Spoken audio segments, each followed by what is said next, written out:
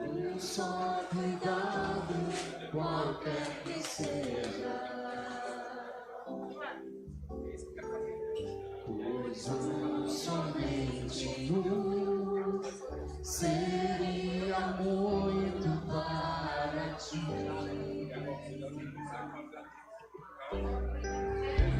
É meu, somente meu, todo trabalho. E o teu trabalho é descansar em mim. É meu, somente meu, todo trabalho. E o teu trabalho é descansar em mim.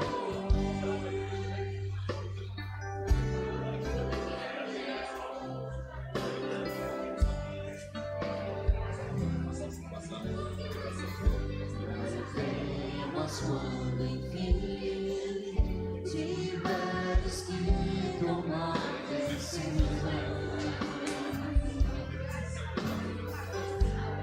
entrega tudo a mim, confia de todo o coração.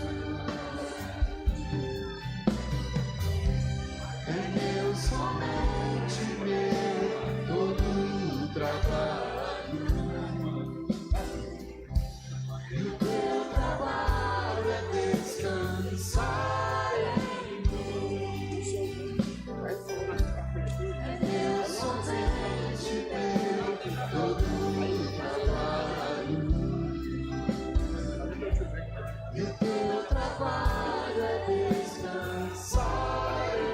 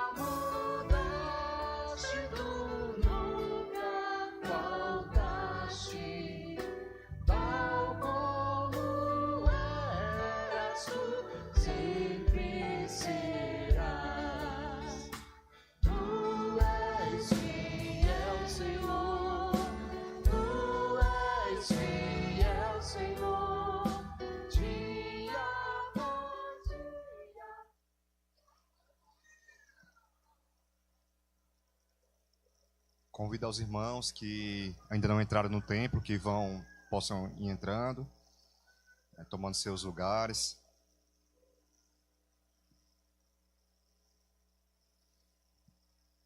E vamos iniciar esse dia do Senhor com a leitura bíblica do Salmo 16, do verso 9 ao 11.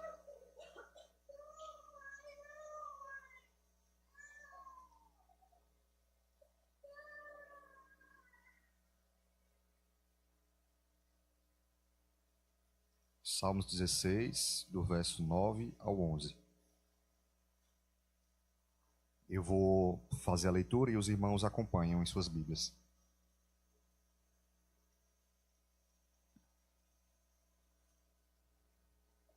Alegra-se, pois, o meu coração, e meu espírito exulta. Até o meu corpo repousará seguro, pois não deixarás a minha alma na morte, nem permitirás que o teu santo veja corrupção. Tu me farás ver os caminhos da vida. Na tua presença há plenitude de alegria, na tua destra delícias perpetuamente. Oremos. Senhor Deus, Pai grandioso, estamos aqui, Senhor, no teu dia para te agradecer, Senhor, por essa oportunidade que temos, ó Deus.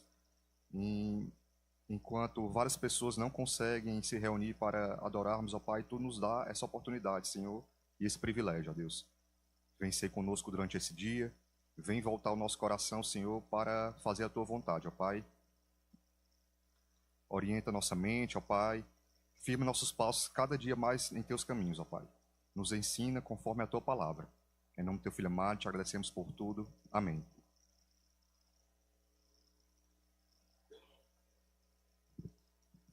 Louvemos a Deus agora com o ofertório, o hino número 61. Os irmãos que estão preparados com seus dízimos e ofertas podem adorar a Deus também dessa forma.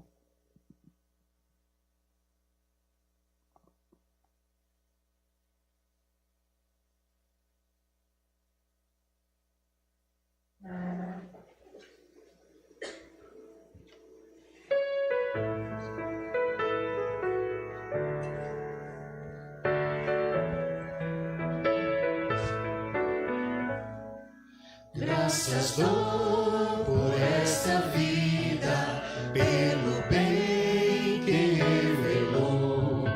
Graças dou pelo futuro e por tudo que passou, pelas bênçãos derramadas, pelo amor, pela aflição, pelas graças reveladas.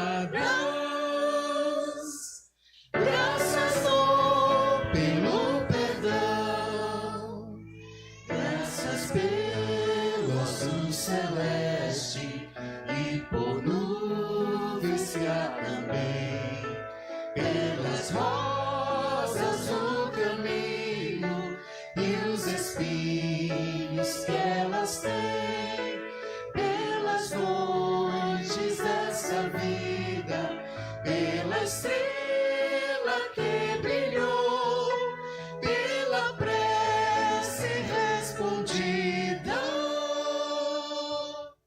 e a esperança que falhou, pela cruz e o sofrimento e a final ressurreição, pelo amor que é sem medida, pela paz no coração, pela lágrima vertida e o consolo que é sem par, pelo dom da eterna vida.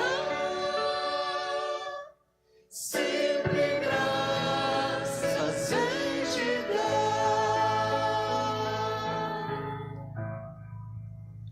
Oremos. Bondoso Senhor, obrigado por esse dia, teu dia santo, tua misericórdia, tua graça.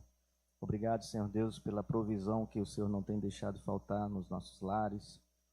Obrigado, Senhor, pelas ofertas, pelos dízimos que o Senhor tem nos dado a oportunidade de devolvê-los. E nessa hora, Senhor Deus, também te pedimos, em nome de Jesus, que a tua provisão continue sendo dispensada ao teu povo. Que o sustento, a provisão diária, a tua misericórdia nunca falte nos nossos lares, ó Deus.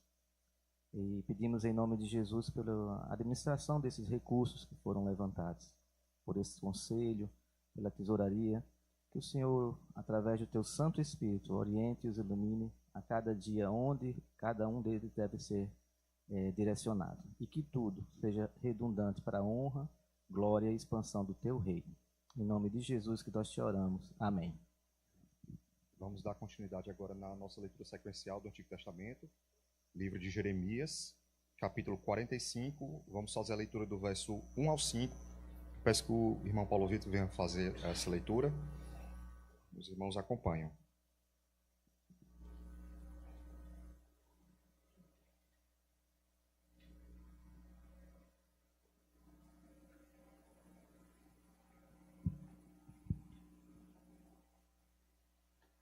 Jeremias 45, do 1 ao 5. A mensagem de Jeremias a Baruque. Palavra que falou Jeremias, o profeta, a Baruque, filho de Nerias, escrevendo ele aquelas palavras no livro, ditadas por Jeremias, no ano 4 de Jeoaquim, filho de Josias, rei de Judá, dizendo: Assim diz o Senhor, Deus de Israel, acerca de ti, ó Baruque. Dissestes: ai de mim agora, porque acrescentou o Senhor tristeza ao meu sofrimento. Estou cansado do meu gemer e não acho descanso. Assim lhe dirás: isto diz o Senhor, eis que estou demolindo o que edifiquei e arrancando o que plantei, e isto em toda a terra. E procuras tu grandezas? Não as procures, porque eis que trarei mal sobre toda a carne, diz o Senhor. A ti, porém, eu te darei a tua vida como despojo, em todo lugar para onde fores. Amém.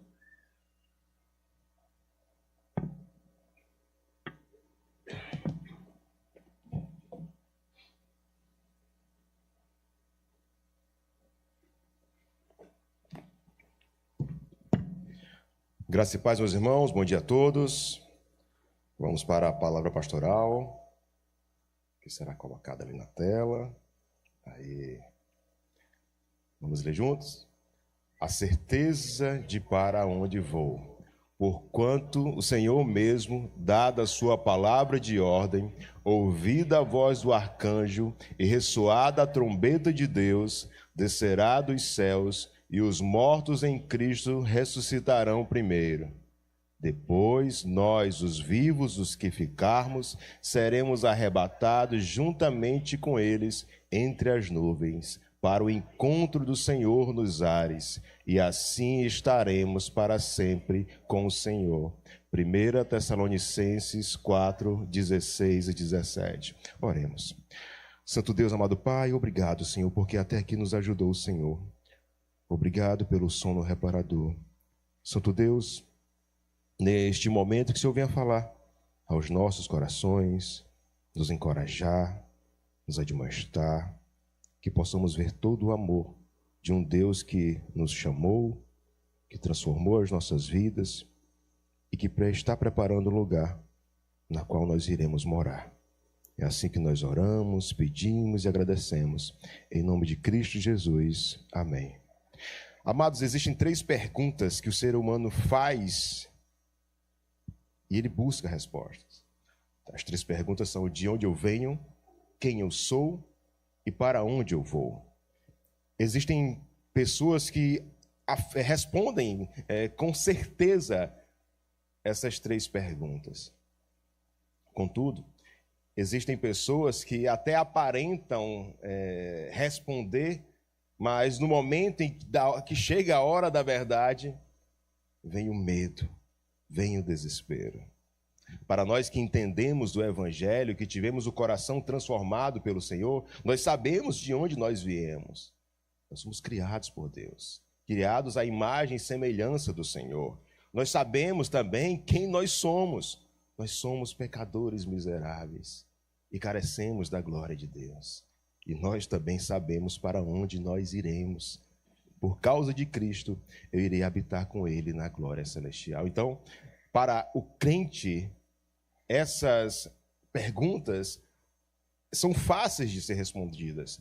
Tanto que quando Paulo escreve aos Tessalonicenses, e um texto atrás, aí no versículo número 13, Paulo diz: não queremos, porém, irmãos, que sejais ignorantes com respeito aos que dormem, para não vos entristecerdes como os demais que não têm esperança. A ideia de Paulo é: não sejam ignorantes em relação àqueles que já partiram, igual, semelhante aos ímpios, que não têm noção do que vai acontecer. Vocês sabem.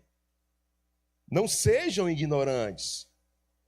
Aquele que entende do Evangelho sabe para onde vai. É tanto que, quando olhamos lá Marta e Maria, na qual o Senhor Jesus, Lázaro já tinha morrido há 4 dias, e o Senhor Jesus volta lá ao encontro de Marta e Maria, e o relato é o seguinte, João 11:20. Marta, quando soube que vinha Jesus, saiu ao seu encontro. Maria, porém, ficou sentada em casa. Disse, pois, Marta a Jesus: Senhor, se estiveras aqui, não teria morrido meu irmão.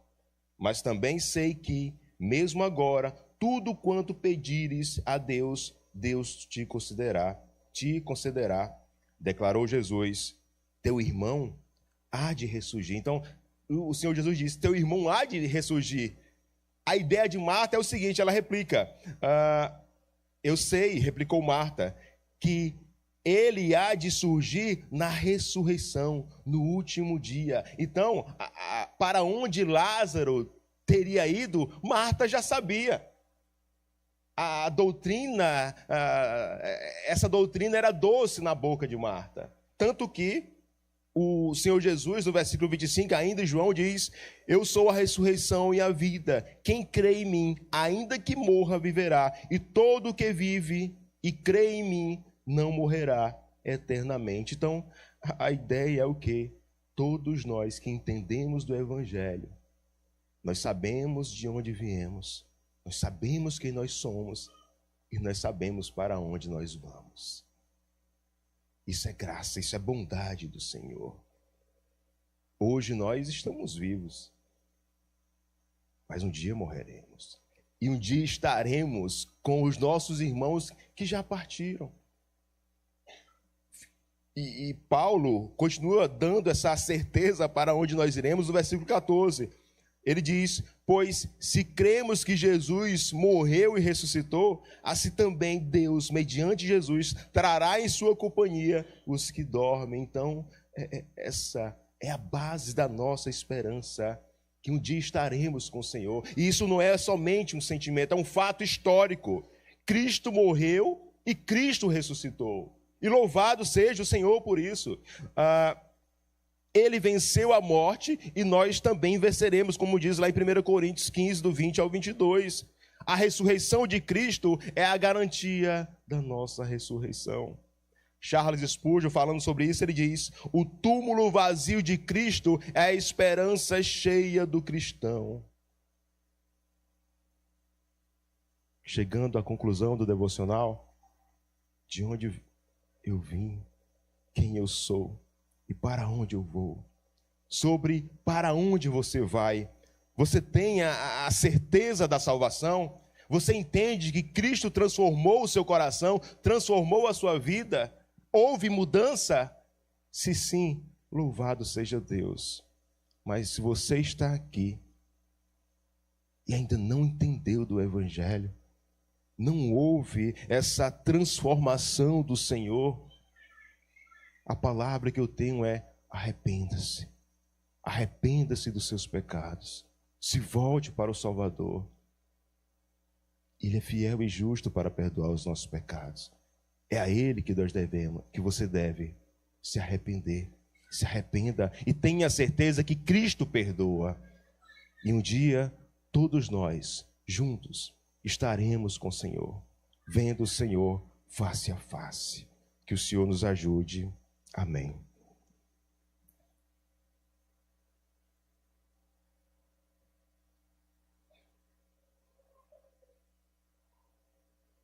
Ok. Ok, então vamos lá, todos juntos? A certeza de para onde eu vou. Porquanto o Senhor mesmo, dada a sua palavra de ordem, ouvida a voz do arcanjo e ressoada a trombeta de Deus, descerá dos céus, e os mortos em Cristo ressuscitarão primeiro. Depois nós, os vivos, o que ficarmos, seremos arrebatados juntamente com ele entre as nuvens, para o encontro do Senhor nos ares, e assim estaremos para sempre com o Senhor. Louvado seja Deus. Amém.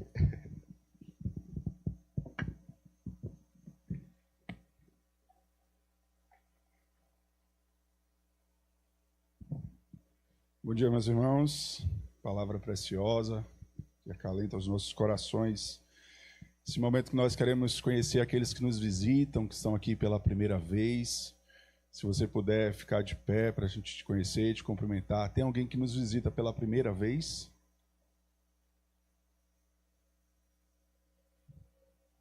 Não? Se não tiver, isso é raro. Então, Deus os abençoe aqueles que estão vindo pela segunda, terceira vez. Muito bom tê-los aqui. Então vamos também conhecer agora aqueles irmãos que estão aniversariando durante essa semana, o aniversário de casamento. E aí eu já os convido para estarem aqui à frente, para a gente orar por vocês. Então, dia 23, a Liz Pereira. Dia 23, o Tiago e a Sâmia, aniversário de casamento. Dia 24, o Caleb Cerqueira. Olha, nosso atleta. Dia 25, o Ítalo Mota. Dia 26, o Tom Marques. Dia 26 também o Tomás. Dia 27, a Francisca Janice. Dia 28, não sei se os irmãos conhecem esse aí é o Belisário Nogueira. O nosso Ari, fazendo 45 anos. Tem mais? Só esses? Muito bem. Meus irmãos, junto com os nossos aniversariantes, nós também queremos convidar agora a nossa irmã Juliana, que é filha da nossa irmã Janice. Ela recebeu uma grande bênção, estará se mudando para Piraporá, em Minas Gerais. Passou num concurso. Pirapora. Obrigado. Pirapora, Minas Gerais. Ela passou no concurso do Banco do Nordeste e aí foi nomeada para lá. Nós queremos convidá-las. Vamos pedir ao nosso pastor Timóteo para orar, tanto pelos aniversariantes, também por nossa irmã, para que Deus conceda a graça. Que é aquele momento em que a gente se alegra, mas também fica com sentimento de saudade, rogando a Deus as suas bênçãos. Vamos orar, irmãos, é dádiva do Senhor, mas ao mesmo tempo a igreja sente e ora para que Deus a abençoe e use ali onde ela estiver. Não sabemos também se Dona Janice, nesse processo aí em breve, né, Dona Janice? Deus proverá, né? Vamos orar. Vamos orar, irmãos. Pai querido e amado, obrigado por mais um dia que o Senhor nos dá, obrigado pela tua boa mão. E nós queremos, Pai, colocar diante do Senhor os teus filhos aqui, Deus, a quem o Senhor dá mais um ano de vida. Te rendemos graças, Pai, porque é a tua boa mão sobre a vida deles. Pedimos, ó Pai, que o Senhor abençoe, Pai, os teus filhos, sustente-os com a tua graça.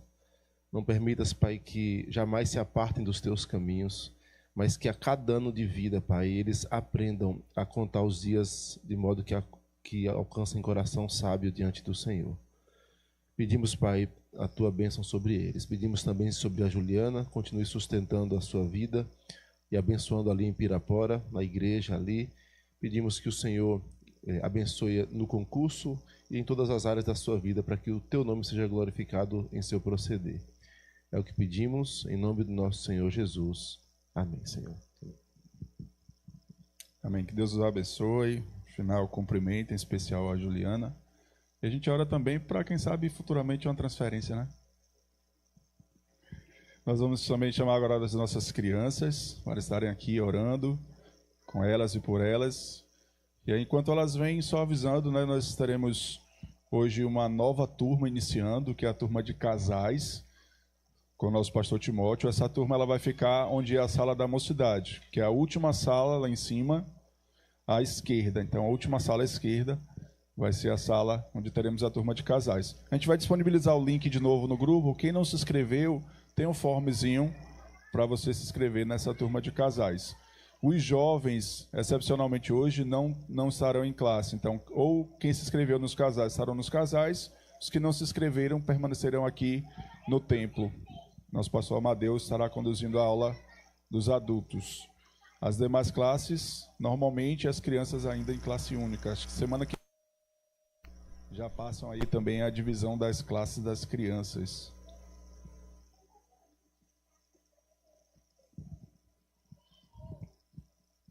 E aí, aproveitando também, meus irmãos, ainda temos algumas pessoas que não se inscreveram em classe nenhuma.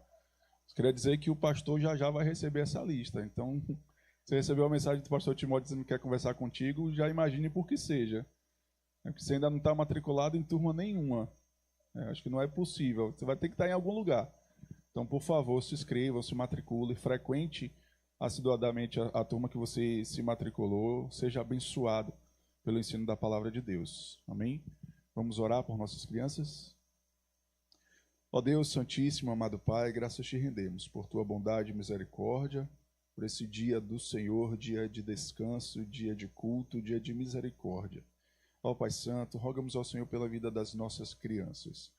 Pai amado, dá-lhes, ó Deus, sabedoria, entendimento, para que possam aprender, Senhor Deus, cada uma, ó Deus, do seu jeito, Pai amado, mas crescendo na graça e no conhecimento do Senhor, na verdade das Escrituras, Pai, a verdade que é o Senhor Jesus Cristo. Abençoa suas famílias, seus pais, para que possam, Senhor Deus, continuar ensinando, cumprindo a promessa que fizemos aqui diante do altar, de conduzi-las ao caminho do Senhor.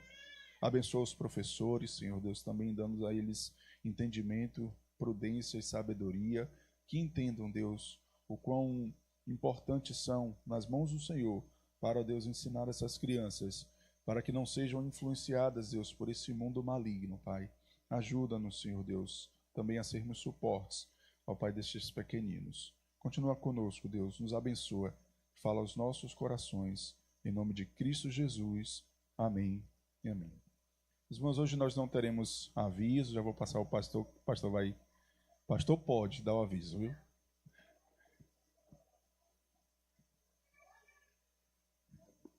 Irmãos, é só sobre a classe dos casais, lembrando que é somente para casados, tá bom? Não é para namorados, noivos, é somente para casados. E aí, nós reservamos a classe lá em cima de acordo com a quantidade de pessoas que se inscreveram.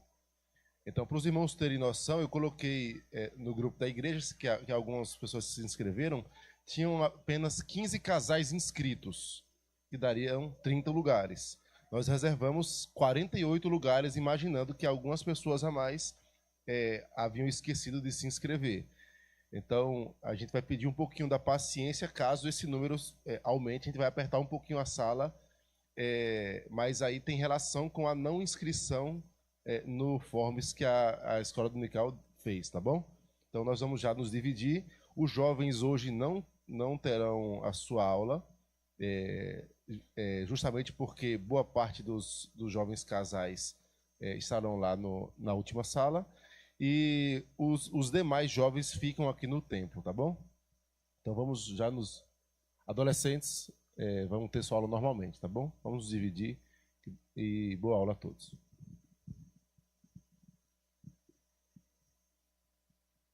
Só mais um aviso, irmãos. Hoje é a assembleia. Quem não assinou a lista de presença, logo após o fim da aula, você já se dirige ao diácono lá no fundo para fazer a sua assinatura, tá bom?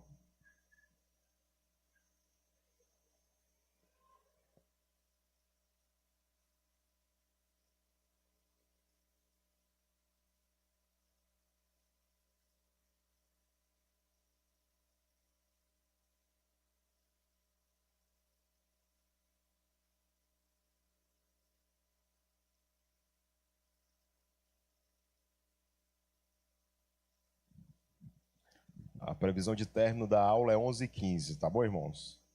Nosso superintendente pediu para avisar.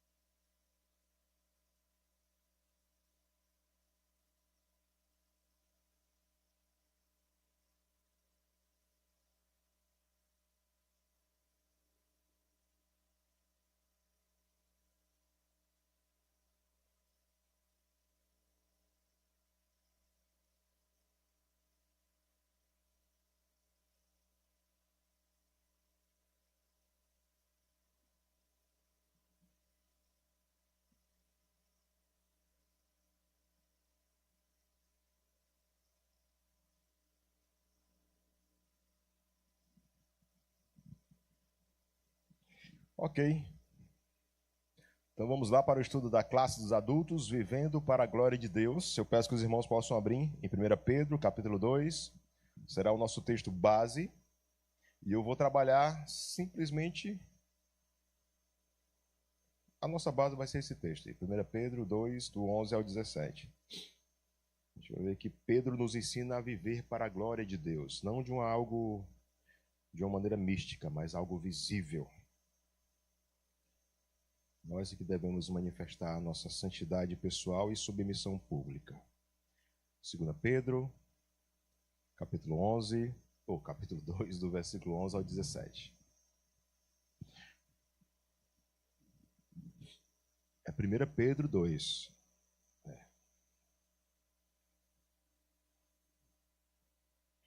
Ok, então vamos lá, fazer a leitura do texto.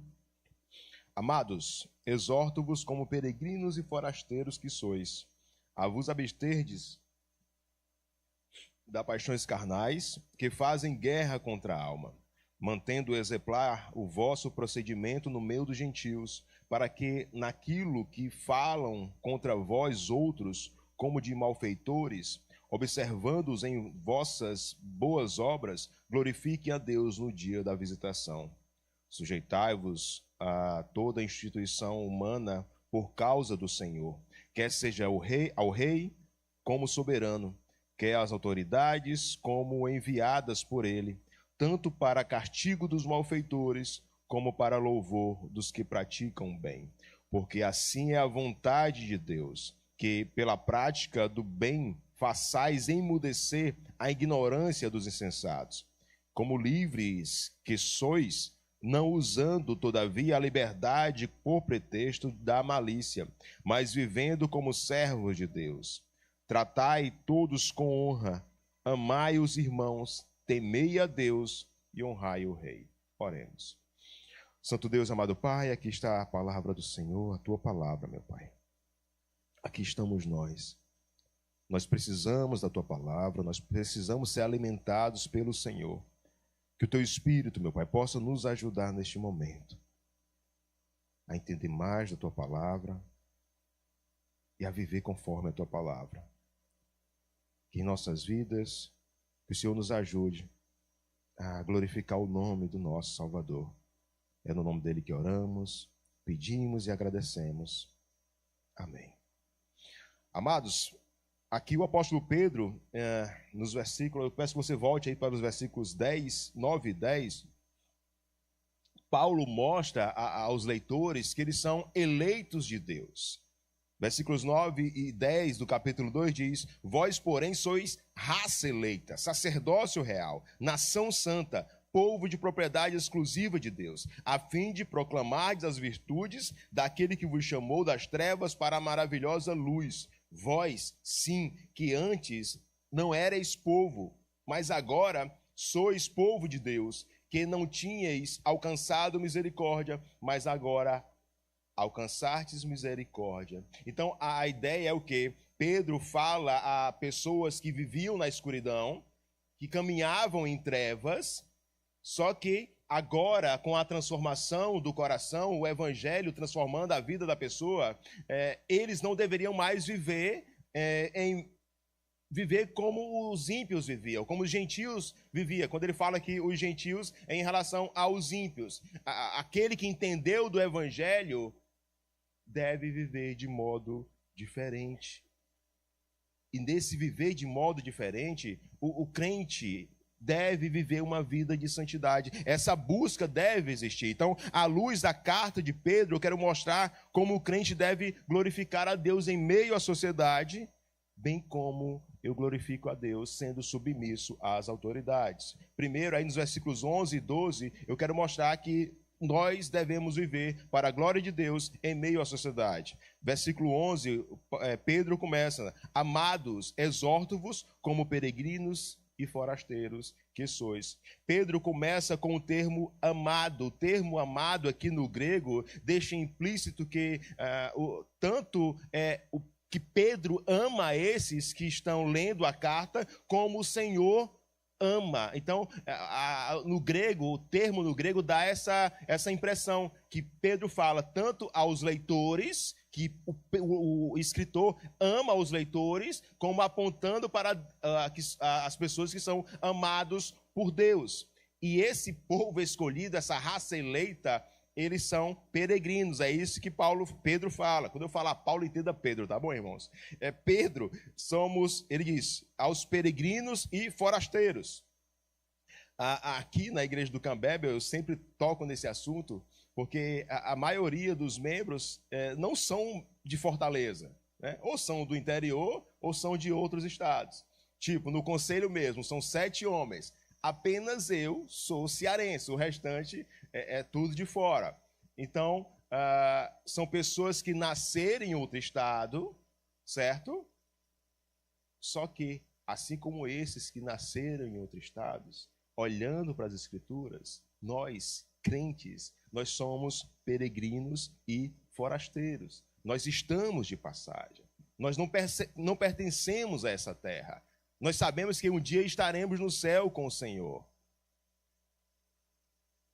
E essa cidadania que nós temos, né, a cidadania dos céus, é vista lá quando Paulo escreve aos Filipenses, capítulo 3, versículo 20. Pois a nossa pátria está nos céus, de onde também aguardamos o Salvador, o Senhor Jesus Cristo. Então, nós que vivemos para a glória de Deus, no seu trabalho, no cuidado do lar, em tudo que a gente for fazer em nossas vidas, nós devemos viver para a glória de Deus. Não é somente o pastor, os presbíteros ou a junta diaconal que vive para a glória de Deus. Não, todo aquele que entendeu do evangelho deve viver para a glória de Deus. E se eu entendo que eu vivo aqui nessa terra, nesse mundo caído, para a glória de Deus, eu devo fazer tudo para a glória de Deus. Calvino, comentando esse texto, ele diz assim: os filhos de Deus, onde quer que estejam, não passam de hóspedes deste mundo. A ideia é que moramos aqui sem pátria. A nossa pátria é no céu. Estamos aqui, mas como cidadãos dos céus. Então, Pedro escreve aos amados, esses que entenderam do evangelho, raça eleita, a peregrinos e forasteiros, e Pedro vai dizer a esses, vai trazer 2 exortações. A primeira ele vai mostrar que existe uma guerra interna desses que são eleitos do Senhor.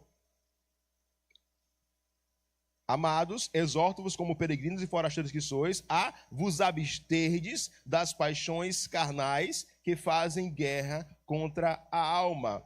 Pedro fala aqui da paixão carnal, uma paixão desordenada.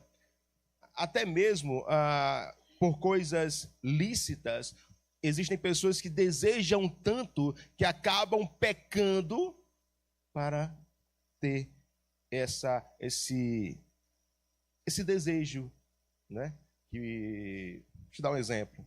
A pessoa precisa trabalhar, só que por vezes ela se gasta tanto em trabalho que essa bênção, essa ordem que o Senhor nos dá, que é de trabalhar, acaba atrapalhando a vida da pessoa. Então, é nesse sentido também, mas quando Paulo escreve aos Gálatas, Paulo trata detalhadamente de outras situações. Eu peço que os irmãos possam abrir comigo em Gálatas, capítulo 5, do versículo 16 ao 24.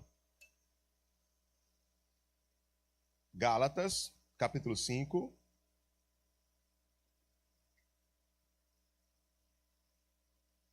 A partir do versículo 16.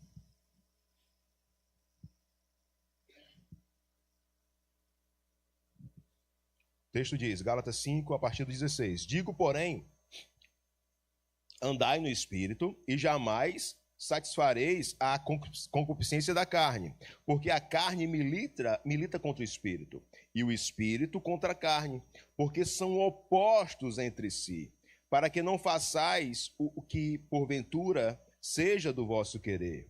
Mas, se sois guiados pelo Espírito, não estáis sob a lei. Ora, as obras da carne são conhecidas e são, aí ele vai descrever, prostituição, impureza, lascívia, idolatria, feitiçarias, inimizades, porfias, ciúmes, iras, discórdias, dissensões, facções, invejas, bebedices, glutonaria, e coisas semelhantes a estas, a respeito das quais eu vos declaro, como já outrora vos preveni, que não herdarão o reino de Deus os que tais coisas praticam. Mas o fruto do Espírito é amor, alegria, a paz, a longanimidade, benignidade, bondade, fidelidade, mansidão, domínio próprio. Contra estas coisas não há lei. E os que são de Cristo Jesus, crucificaram a carne com as suas paixões e concupiscências. Então, Pedro exorta a esses eleitos, a raça eleita, a se abster dessas paixões carnais que fazem guerra contra a alma. E Pedro usa bem essa questão da alma, porque, volte lá para o texto de 1 Pedro, capítulo 2, versículo 25, ele diz assim, porque estáveis desgarrados como ovelhas, agora, porém, vos convertertes ao pastor e bispo de vossa alma. Antes, esse povo estava caminhando em trevas, estava caminhando para o inferno, mas agora, com o coração transformado, quem cuida deles é o bispo da vossa alma, é o Senhor quem cuida. Então, nós que vivemos, nós devemos buscar viver para a glória do Senhor, entendendo que existe essa guerra contra os desejos carnais, contra as paixões carnais. Kistermeik, comentando esse texto, ele utiliza 1 Pedro 4, versículo 3. Vamos até 1 Pedro capítulo 4, versículo 3.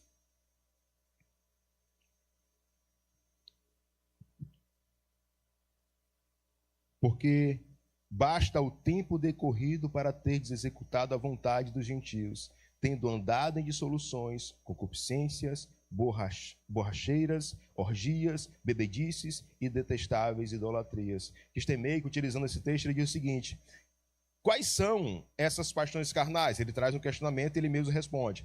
Pedro responde essa pergunta em outro contexto. Aí ele vai citar esse texto aqui. Essas paixões dão à pessoa uma satisfação física temporária, mas na realidade estão guerreando contra a sua alma. Então, em meio à nossa vida, né, a vida de buscar a glória do Senhor em tudo que nós fazemos, nós seremos tentados. Nós seremos tentados. Então, existe uma guerra interna e também existe uma guerra externa. É o que veremos aí no versículo 12. Volte lá para o capítulo 2, versículo 12.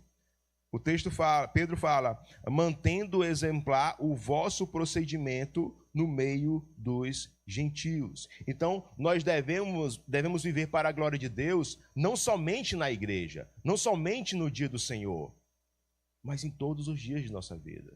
Na segunda, na terça. Mas, infelizmente, existem pessoas que são uma coisa dentro da igreja e fora da igreja vivem de outra forma. Dentro da igreja vivem como crentes, pessoas que buscam a glória do Senhor, mas fora da igreja vivem como se fosse um ímpio. Mas Pedro nos exorta a nos abster dessas coisas, a ter uma guerra interna, uma busca, uma luta contra o pecado, e também para que as pessoas possam enxergar em mim e você uma maneira exemplar de uma pessoa que glorifica a Deus em suas atividades, mantendo o exemplar o vosso procedimento no meio dos gentios. Nós somos peregrinos, nós somos forasteiros, nós sabemos que nós não iremos viver nesse mundo caído, nós iremos habitar com o Senhor. Então, se nós sabemos que temos uma pátria, nós não devemos amar o mundo, as coisas desse mundo. Devemos viver para a glória de Deus, para manter a nossa família, mas entendendo que um dia estaremos com o Senhor. E em meio a essa vida, o nosso procedimento, a nossa vida vai mostrar aos gentios, e quando ele trata gentios aqui, entendo em nosso contexto os ímpios. Os ímpios vão entender que nós somos diferentes. E nós somos chamados para viver como a palavra de Deus orienta. Assim como personagens bíblicos viverem, aqui eu quero citar Daniel. Daniel, mesmo tendo a oportunidade de provar das iguarias do rei, ele decidiu não se contaminar. Daniel, ele orava ao Deus verdadeiro, mesmo correndo o risco de ser lançado na cova dos leões. Outro, o Senhor Jesus. O Senhor Jesus teve uma vida exemplar. Ele obedeceu a palavra do Senhor perfeitamente. E a obediência dele foi até a morte de cruz. Aí a pergunta que eu faço é: o que Daniel e o Senhor Jesus têm em comum? Eles buscaram fazer o que era certo, e as pessoas falaram mal deles. Falaram mal de Daniel e falaram mal do Senhor Jesus. E é justamente isso que Pedro está falando aqui. Nós devemos mantendo exemplar o vosso procedimento no meio dos gentios, para quê? Para que naquilo que falam contra vós outros, como de malfeitores, observando-vos em vossas boas obras, glorifique a Deus no dia da visitação. Então nós devemos nos esforçar para viver para a glória de Deus, e naturalmente as pessoas vão enxergar em nós pessoas que buscam viver para a glória de Deus. E os ímpios, por vezes, ficam chateados porque vivemos para a glória de Deus. Ele é muito certinho. Imagina lá na sua empresa, você tentando viver conforme a palavra do Senhor, e os ímpios não entendem, eles vão dizer: ele quer ser muito certinho, é um puritano. Mas aí, pode ser que essas pessoas possam falar mal de você hoje, por você glorificar a Deus. Mas um dia, elas vão glorificar a Deus. Calvino, comentando esse texto, ele diz o seguinte: Pedro notifica que devemos nos esforçar de tal modo, não em razão de nós mesmos, para que os homens pensem e falem bem de nós, mas para que glorifiquem a Deus, como Cristo também nos ensina. Então nós devemos viver para a glória de Deus.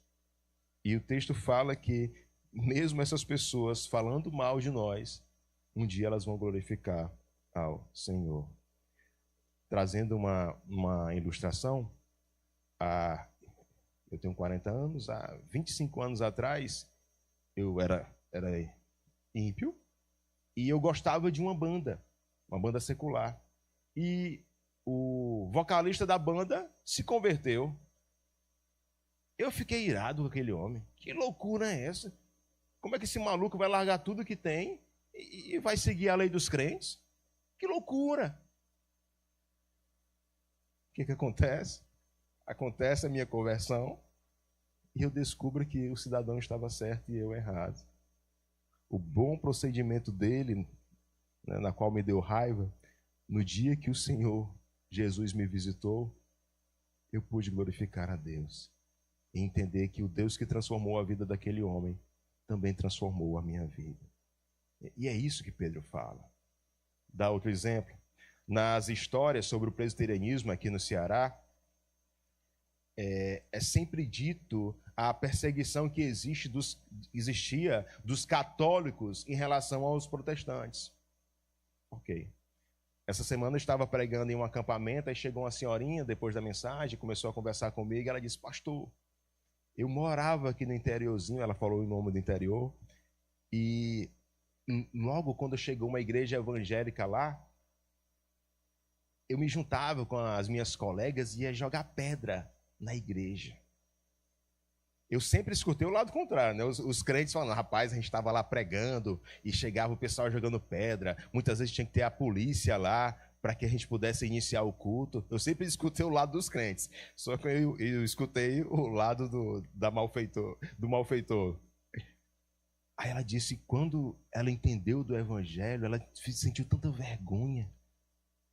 Ela glorificou a Deus e percebeu: rapaz, eu estava atrapalhando as pessoas que entenderam da verdade. E é sobre isso, sabe? Viva para a glória de Deus, para que as pessoas possam enxergar em você alguém diferente.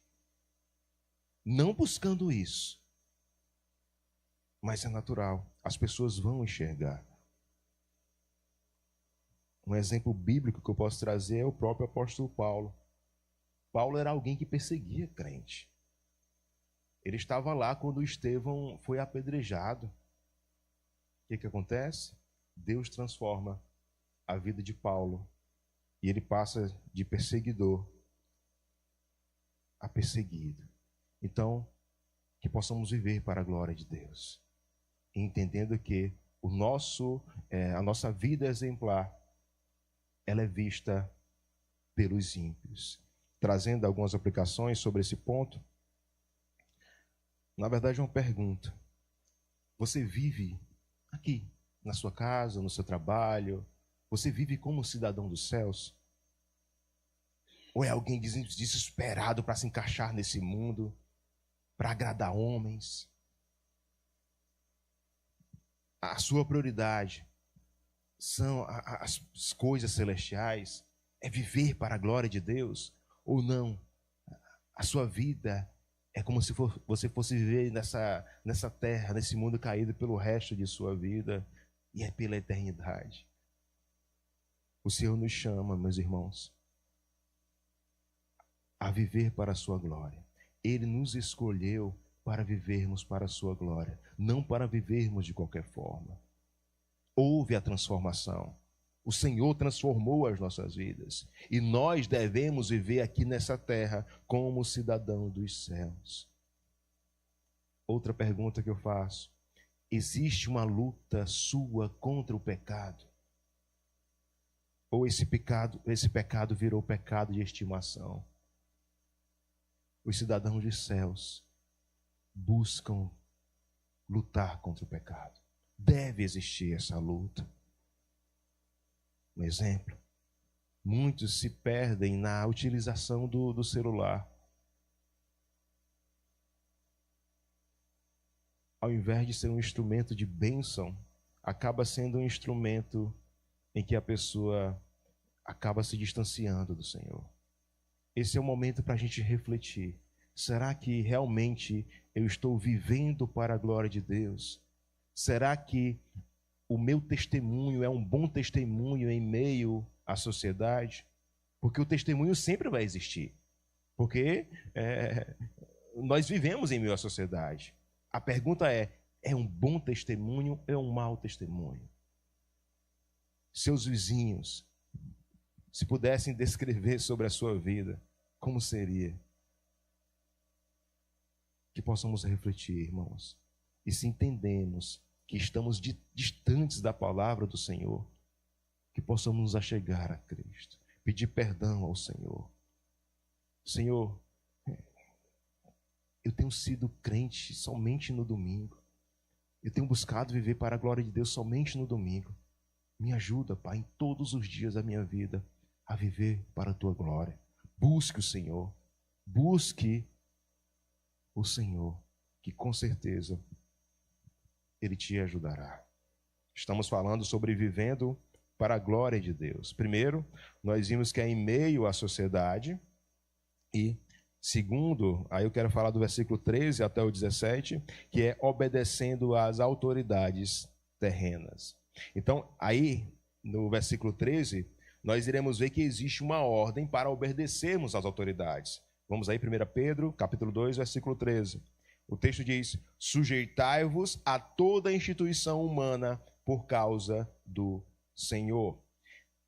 É necessário a gente pegar o contexto que Pedro escreve aqui. Pedro escreve a cristãos que eram perseguidos pelo Império Romano. É possível que nesse período aqui estivesse Nero reinando nesse período. E, amados, Nero, ele perseguia muito os cristãos. Aí Pedro vem e diz: sujeitai-vos a toda a instituição humana por causa do Senhor. Eles deveriam honrar Nero por causa do Senhor. Percebe? Você tem um rei, alguém que te persegue. Aí Pedro vem, inspirado pelo Espírito Santo, e diz: sujeitai-vos a ele. O capítulo de número 23 da nossa confissão, na seção 1, diz assim... Castro, por favor, feche essa porta, por favor. A nossa confissão no capítulo 23, na seção 1 diz: Deus, o Senhor Supremo e Rei de todo o mundo, para a sua glória e para o seu bem público, constitui sobre o povo magistrados civis que lhes são sujeitos, e a este fim os armou com poder da espada para a defesa e incentivo dos bons e castigos dos maus feitores. Então, o Estado tem essa função. E é relatado aí por Pedro, no versículo 13, né, que nós devemos sujeitar a toda instituição humana, e quer seja rei, quer seja soberano, quer autoridades, como enviadas por ele, tanto para castigo dos malfeitores, como para louvor dos que praticam o bem. Então, a função do Estado é essa, de manter em ordem a situação. E é Deus quem institui essas autoridades. E agora eu peço aos irmãos que possam abrir comigo lá em Romanos, capítulo 13, onde veremos essa comprovação bíblica, que o Senhor institui as autoridades. Romanos 13, a partir do versículo 1.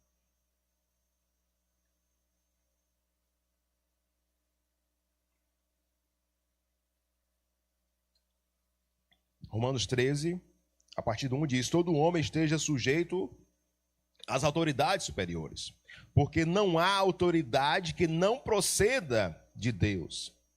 E as autoridades que existem foram por ele instituídas, de modo que aquele que se opõe à autoridade resiste à ordenação de Deus, e os que resistem trarão sobre si mesmo condenação. Versículo 3: porque os magistrados não são para termo quando se faz o bem, e sim quando se faz o mal. Queres tu não temer a autoridade? Faze bem e terás louvor dela, visto que a autoridade é ministro de Deus para o teu bem. Entretanto, se fizeres o mal, teme, porque não é sem motivo que ela traz a espada, pois é ministro de Deus, vingador, para castigar os que praticam o mal. É necessário que lhe estejais sujeitos, não somente por causa do temor da punição, mas também por dever de consciência. Por esse motivo também pagai tributos, porque são ministros de Deus, atendendo constantemente a este serviço. Pagai a todos o que lhe é devido. A quem tributo, tributo. A quem imposto, imposto. A quem respeito, respeito. A quem honra, honra. Então, nós devemos nos submeter às autoridades constituídas pelo Senhor e nós devemos pagar corretamente os nossos tributos, os nossos impostos. Então, é uma ordem do Senhor para o crente. Lembre-se, Pedro está escrevendo à raça eleita, a um povo de propriedade exclusiva do Senhor, aos crentes. E essa palavra é destinada a mim e a você. E ao ponto que nós devemos honrar esses governantes, que nós devemos até orar por eles. Orar pelos governantes. Ainda no capítulo 23, falando da confissão de fé, na seção 4, diz: é dever do povo orar pelos magistrados, honrar a pessoa deles, pagar-lhes tributos e outros impostos, obedecer às suas ordens legais e sujeitar-se à sua autoridade. E tudo isso por amor da consciência. Incredulidade ou indiferença de religião não anula a justa e legal autoridade do magistrado, mas nem absolve o povo da obediência que ele deve. Obediência essa da qual não estão isentos os eclesiásticos. Então, nós devemos obedecer, nós devemos ser sujeitos às autoridades. Aí alguém pode perguntar, mas pastor, qual é o limite desta submissão? É certo que nós devemos obedecer às autoridades, mas até que ponto nós devemos obedecer às autoridades? Nós devemos obedecer até o momento em que eles estiverem conforme a palavra do Senhor.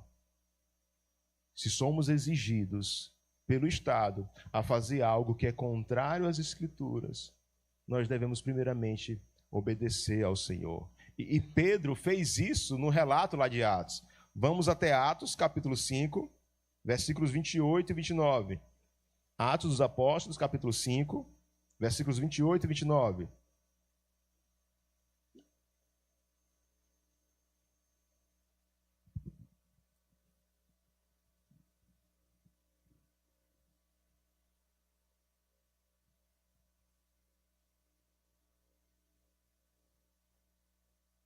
Pedro está aqui pregando a Cristo, falando do Senhor, certo?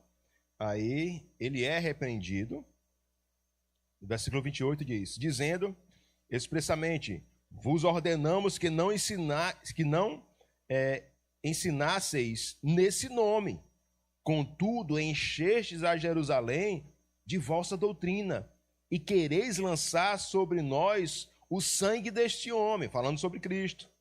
Então Pedro e os demais apóstolos afirmaram: antes importa obedecer a Deus do que aos homens. Então, se as autoridades ferirem as Escrituras, se somos exigidos a fazer algo que é contrário às Escrituras, nós devemos primeiramente obedecer ao Senhor.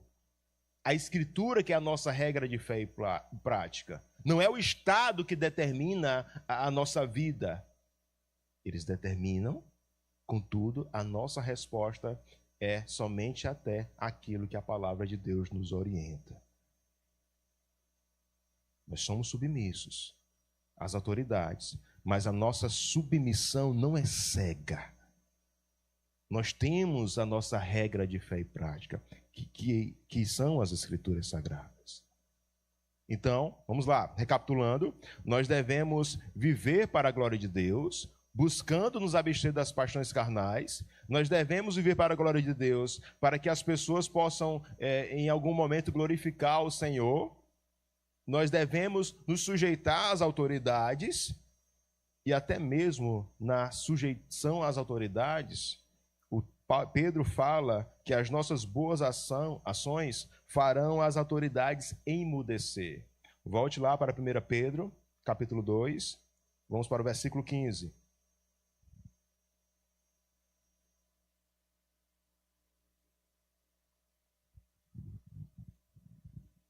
Versículo 15 diz: porque assim é a vontade de Deus, que, pela prática do bem, façais emudecer a ignorância dos insensatos. Pedro volta aqui à doutrina anterior, né? Se não se dê a ocasião a que os incrédulos falem mal de você. Só que aqui Pedro fala que se tivermos boas atitudes, nós iremos tampar a boca dos insensatos. Kistemeik, comentando esse texto, ele diz o seguinte: a palavra que Pedro usa para emudecer é o termo que se refere a colocar uma focinheira no animal.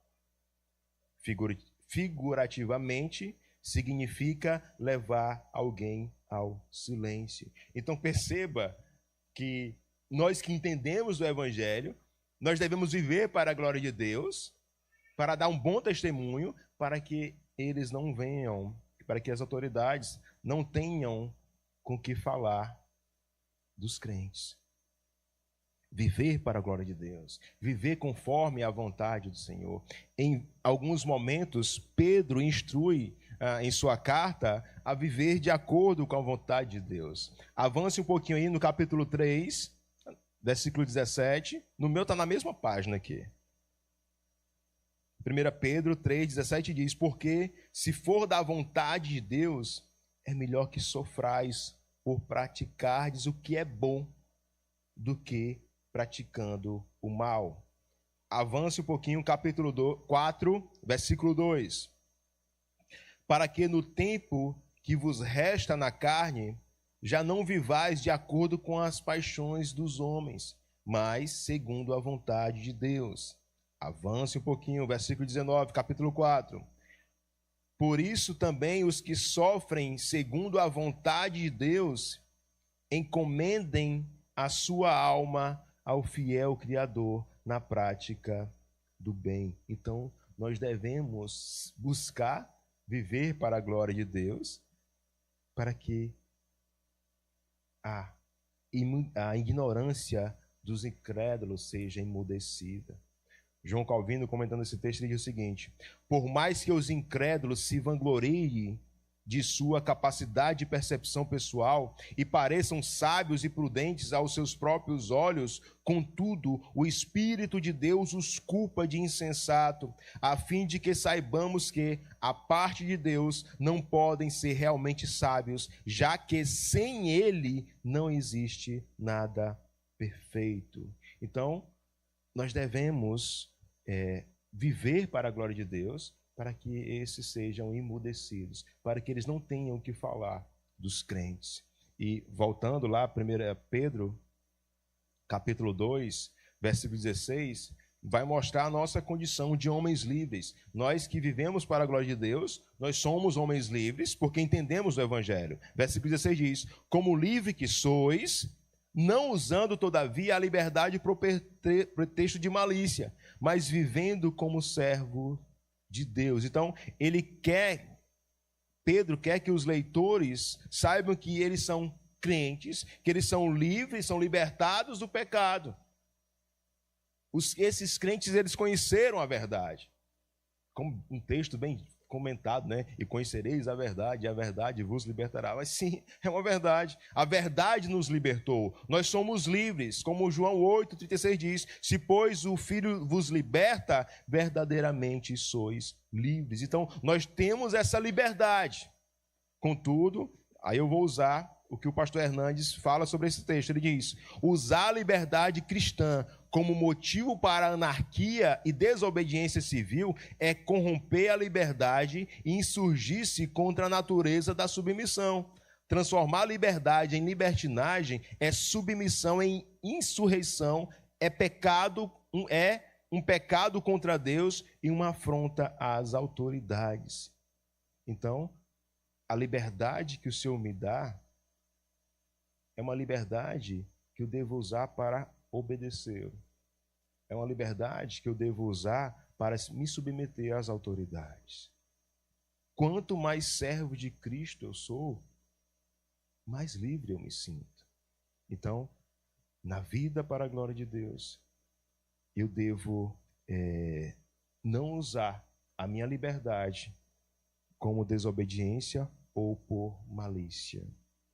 Aí, chegando no versículo de número 17, Pedro vai trazer 4 imperativos, 4 ordens. Primeiro, tratai a todos com honra.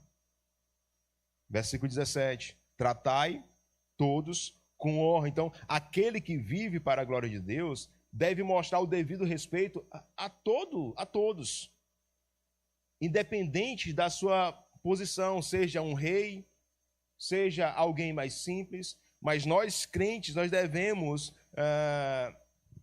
respeitar, porque todos são criaturas de Deus. Tratai a todos com honra. Outra exortação, amai os irmãos.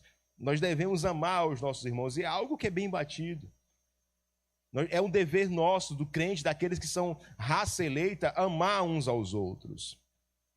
Pedro também exorta a temei a Deus, a temer ao Senhor. E utilizando Provérbios 1,7, o temor do Senhor é o princípio do saber, mas os loucos desprezam a sabedoria do ensino. Então, nós devemos, nessa vida, para glorificar o Senhor,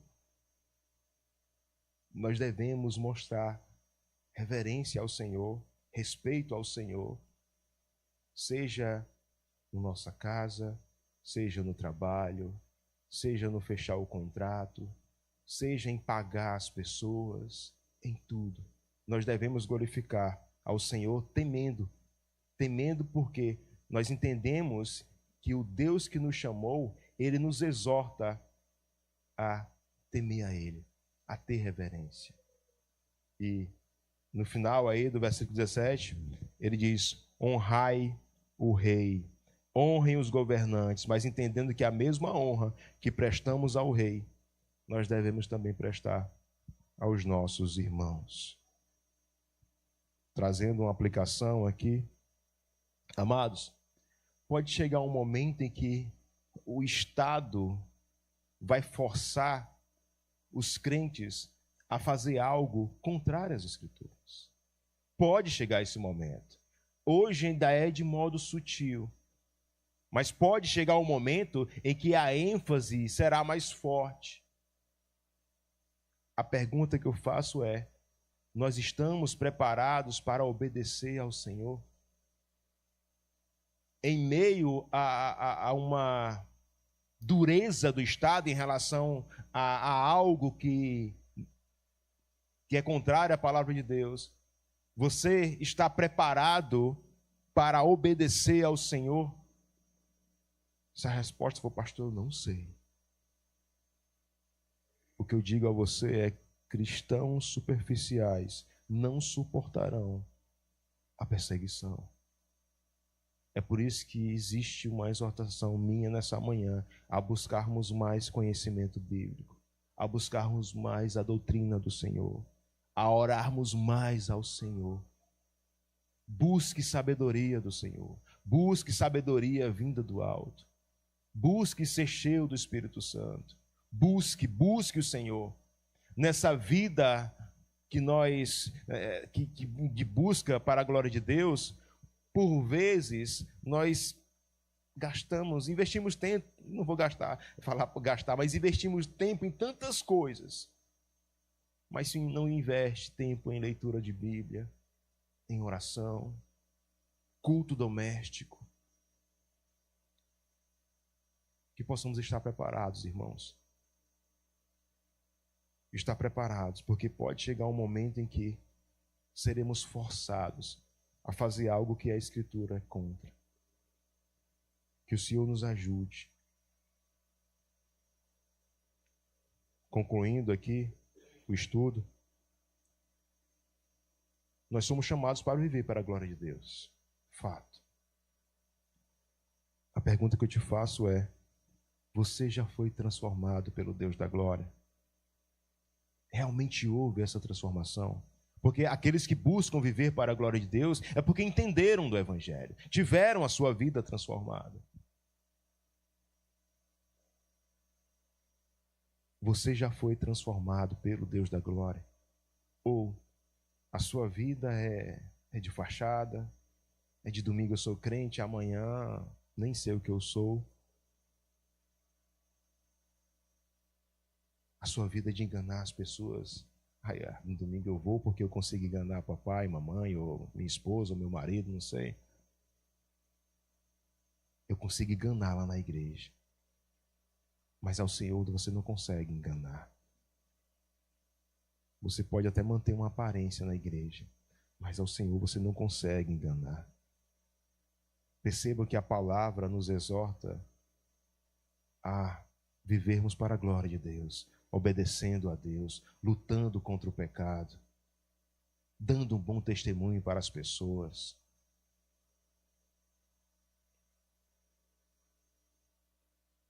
Pode ser também que nós só buscamos a ser esse cidadão padrão exemplar. O Senhor nos chama, amados, a algo mais profundo, a refletirmos se realmente entendemos do Evangelho, se houve essa transformação. Se não, você está aqui domingo após domingo. Se você não entendeu do Evangelho, se não houve arrependimento de pecado, se você não tem fé no Senhor Jesus, saiba que você caminha para o inferno dentro da igreja.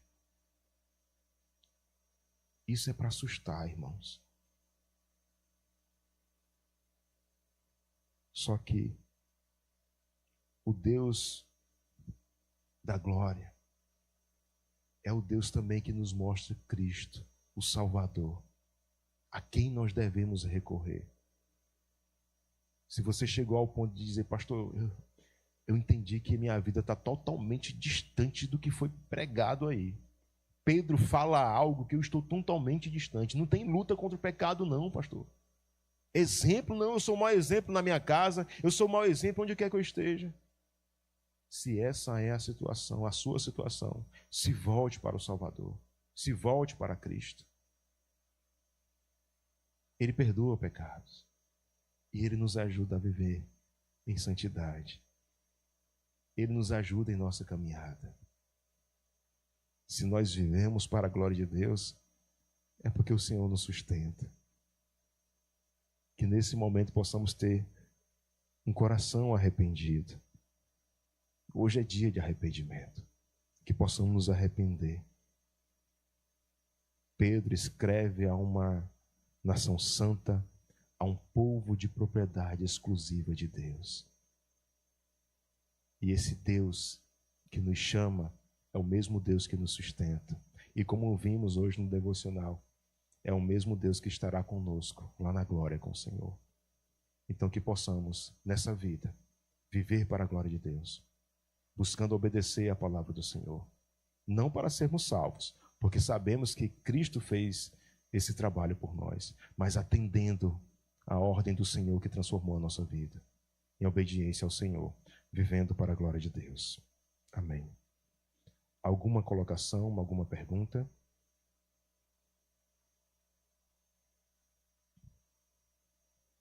Se não, vamos orar. Santo Deus, amado Pai, obrigado, Senhor, porque até aqui nos ajudou o Senhor. Obrigado pela palavra que o Senhor nos deu. Nos ajuda, Pai, a vivermos conforme a Tua palavra, vivendo para a Tua glória. Pai, se existem corações aqui que não entendeu do Teu Evangelho ainda, meu Deus, transforma. Que o Teu Espírito possa transformar esse coração de pedra em um coração de carne. Que o Senhor possa dar nova vida a essa pessoa, meu Pai.